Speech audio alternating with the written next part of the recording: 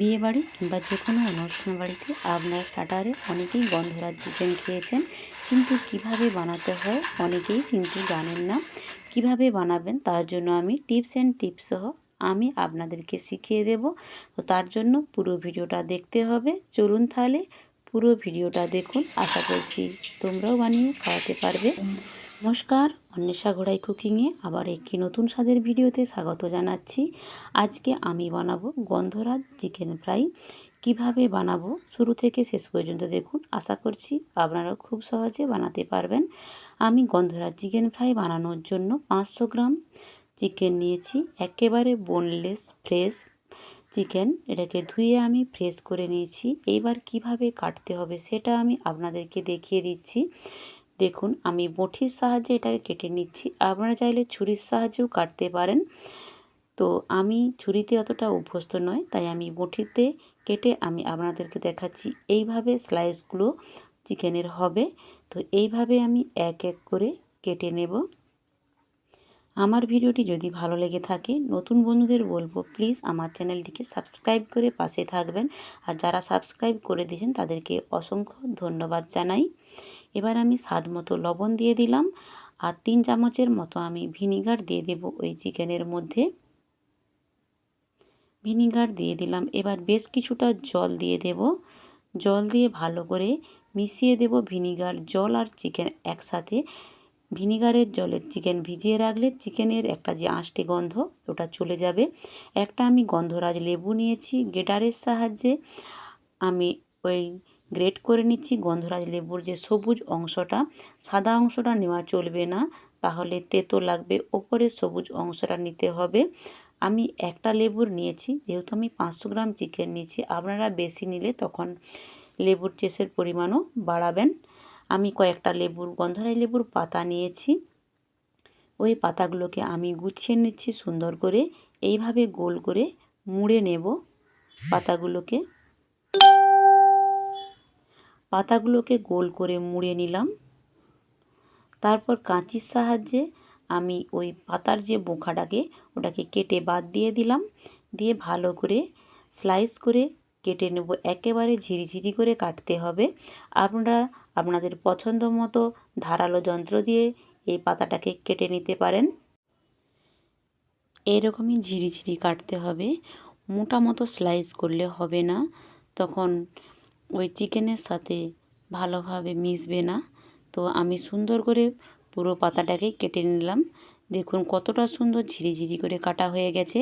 আমি লেবুর কোনো অংশটাই বাদ দেব না, লেবুর পুরো অংশটাই কাজে লাগাবো। ওপরের যে সাদা খোসাটা আমি সেটাকে এবারে বঁটির সাহায্যে বের করে নিচ্ছি। দেখুন এইভাবে আমি সাদা অংশটাকে বের করে নিচ্ছি। পুরোটাই আমি বের করে নেব। আমার পুরোটাই বের করা হয়ে গেছে। এইবার এই খোসাগুলোকে আমি যে ভিনিগারের জলে মাংসটা ডুবিয়ে রেখেছিলাম তার মধ্যে দিয়ে দিলাম, যাতে সুন্দর একটা ফ্লেভার আসে আমার ওই পকোড়াতে। আবার ঢাকনা দিয়ে ঢেকে দিলাম। আর লেবুর যে মাঝের অংশটা, রসালো অংশটা, সেটাকে আমি কেটে নিচ্ছি, কারণ পকোড়াতে আমার লেবুর রস লাগবে। তো তাই ওটাকে আমি কেটে স্লাইস করে বের করে নিলাম। এরপর আমি ঢাকনা খুলে খোসাগুলোকে বাদ দিয়ে দেব। খোসাগুলোকে আমি সব মাংসের থেকে আলাদা করে দিলাম। তারপর আমি অল্প অল্প মাংস হাত দিয়ে নিয়ে 2 হাত দিয়ে ভালো করে চেপে যতটা অতিরিক্ত জল বের করা যায় আমি জলটাকে একেবারে নিগড়ে বের করে দিলাম। একই রকমভাবে সব মাংস থেকেই জল বের করে দেব। দিয়ে আমি একটা মিক্সিং বুলে নিয়ে নিলাম পুরো মাংসটাই। এরপর আমি এর মধ্যে মশলা অ্যাড করব।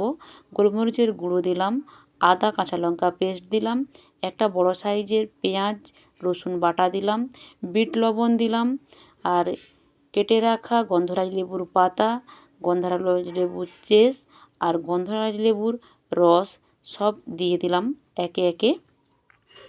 এরপরে আমি চাট মশলা দিয়ে দিলাম। একটা ডিম ফাটিয়ে এর মধ্যে আমি দিয়ে দিলাম। 3 চামচের মতো আমি কর্নফ্লাওয়ার দিয়ে দিলাম। 1 চামচ আমি বেসন দিলাম আর 3 টেবিল চামচ আমি ময়দা দিলাম, দিয়ে ভালো করে হাত দিয়ে ম্যাগনেটটা করে নিতে হবে। যত সুন্দর মাখা হবে পকোড়াটাও ততটাই ক্রিস্পি এবং সুন্দর স্বাদের হবে। এরপর আমি ঢাকনা দিয়ে ঢেকে প্রায় 1 ঘন্টা মতো রেখে দেব। 1 ঘন্টা পরে আমি রান্নাঘরে ফিরে এসেছি। আপনারা চাইলে আগের দিন করেও ফ্রিজে স্টোর করে রেখে দিতে পারেন। তো এক পিস চিকেনের পিস নিয়ে তেলটা হালকা গরম হয়ে গেলে এইভাবে দিয়ে দিতে হবে। তেলটা খুব হাই হিট করা চলবে না, তাহলে উপর দিক থেকে লাল হয়ে যাবে, ভেতরটা ক্রাঞ্চি হবে না। তো আমি হালকা লাল করে তুলে নেব। এটাকে আমাদেরকে দুবার ধরে ভাজতে হবে। একবার ভাজলে ক্রিস্পি ক্রাঞ্চি হবে না, তাই দুবার ভাজবো। তাই হালকা লাল করে আমি তুলে নিলাম। আবারও ওই তেলে এক এক করে বাকি সব ভেজে নেব আমি। আবারও দিয়ে দিয়েছি, সেগুলো উল্টে পাল্টে লাল লাল করে আমি আবারও তুলে নিচ্ছি। একেবারে বেশি ফ্রাই করব না, হালকা ফ্রাই করে নামিয়ে নিচ্ছি। আমার সবগুলোই একই রকমভাবে হয়ে গেছে। এবার এইগুলোকে আমি আবারও দ্বিতীয়বার ভাজবো। আমি আবারও দ্বিতীয়বার ভেজে নিচ্ছি। হাই টু মিডিয়াম ফ্লেমে গ্যাসটাকে রাখবো, রেখে এইভাবে লাল লাল করে সুন্দর করে ভেজে নিতে হবে।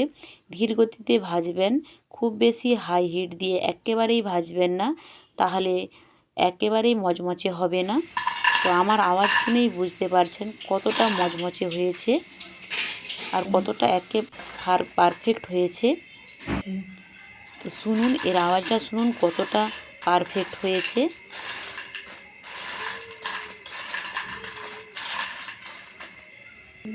তো আমি ওপর দিকে একটু সাজিয়ে নিচ্ছি, ঝিরি করে ধনেপাতা কুচি দিয়ে দিয়েছি আর রাজলেবুর পাতাও হালকা দিয়েছি আর দিয়েছি চাট মশলা। তো আমার রেসিপিটি কেমন লাগলো অবশ্যই কমেন্ট সেকশনে আপনার মতামত জানাতে একেবারেই ভুলবেন না। আমি টমেটো সসের সাথে পরিবেশন করছি। আর বন্ধুদের মাঝে বেশি করে শেয়ার করবেন, যাতে তারাও সহজে বানিয়ে বাড়ির সবাইকে খাওয়াতে পারবে। আশা করছি রেসিপিটি আপনারা বুঝতে পারছেন। তো সবাই ভালো থাকুন, সুস্থ থাকুন।